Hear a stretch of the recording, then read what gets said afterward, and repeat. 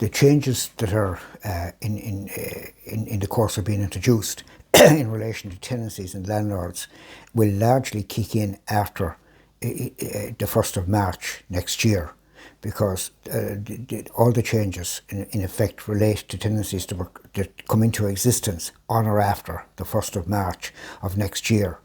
People have asked me questions about existing tenancies. If you're in an existing tenancy at the moment, the landlord can only increase your rent each year by the rate of inflation up to a maximum of 2%. Now, those tenants are not affected by these changes. Anybody who is in a tenancy, who is renting now, or who begins renting before the 1st of March next, will be treated in the same way as they are treated at present. In other words, their rent can only go up by 2% per annum. Now, about 83% of the country is being covered by this 2% restriction. That's now being extended to the whole country. Now, there are changes coming for tenancies, new tenancies that are created on or after the 1st of March of next year. Basically, they mean that a new tenancy that's created on or after the 1st of March, you'll do a deal with the landlord, you'll agree your rent, it'll be market rent. The landlord can only increase that rent for the existing tenant. He can only increase that rent by 2% per annum, or the rate of inflation if lower. However, after 6 years, the landlord can reset the rent, that is, bring it up to market value. Now, people have asked me, the landlords actually have asked me, what happens if in the middle of that 6-year period the landlord wants to sell up? Well, it simply means that he'll have to sell up with the existing tenants in place. The existing tenants are not going to be affected. Now,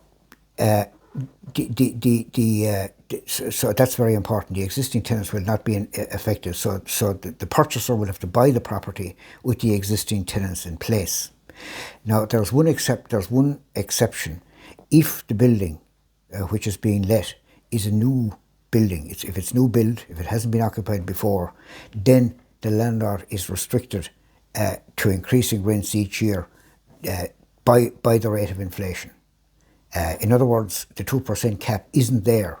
So, if the rate of inflation is only 1.5%, that's all he can increase the rent by, or she.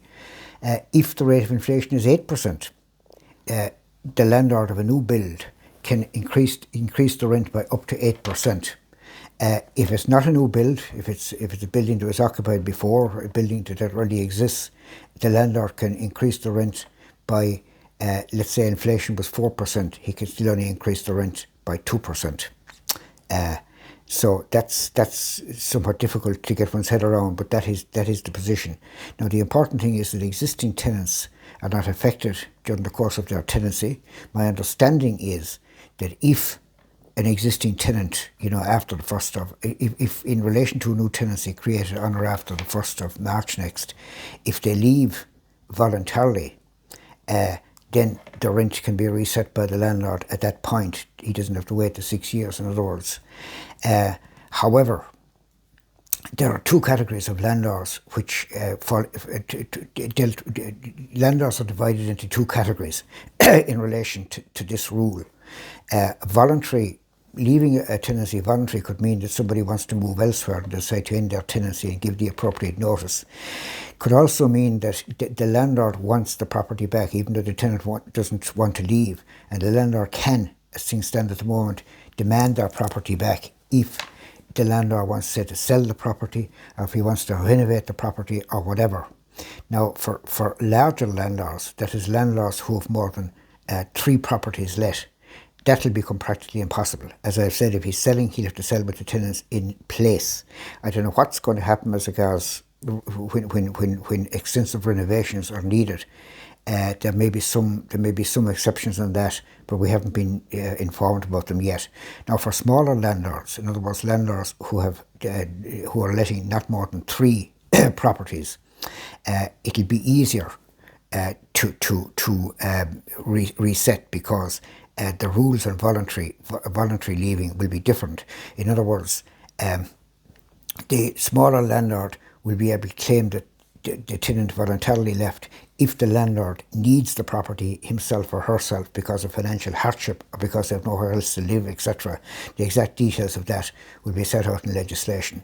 So as you can see, it's fairly complex. I could have gone into vastly more detail, but I don't want to confuse people. They're the general principles, and if people have any questions on the matter, please feel free to refer them to me.